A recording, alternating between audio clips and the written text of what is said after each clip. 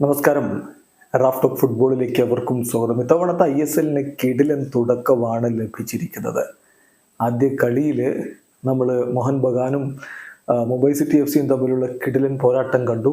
ഇപ്പോൾ ഇതാ രണ്ടാം കളിയിൽ ഒഡീഷയുടെ നാട്ടിൽ പോയി വീഴ്ത്തിയിരിക്കുകയാണ്.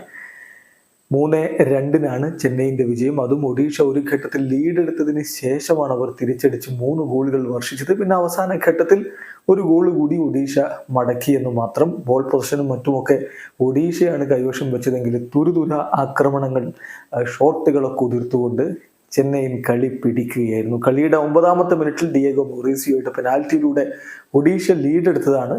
പക്ഷേ ആദ്യ പകുതിയിൽ ഒരു ഗോളിന് പുറകിൽ പോയിട്ടും രണ്ടാം പകുതിയിൽ 48ാമത്തെ മിനിറ്റിലും 50ാമത്തെ മിനിറ്റിലും ഗോൾ അടിച്ചുകൊണ്ട് ഫറൂഖ് ചൗധരി ചെന്നൈയിനെ മുന്നിലെത്തിക്കുന്ന കാഴ്ച.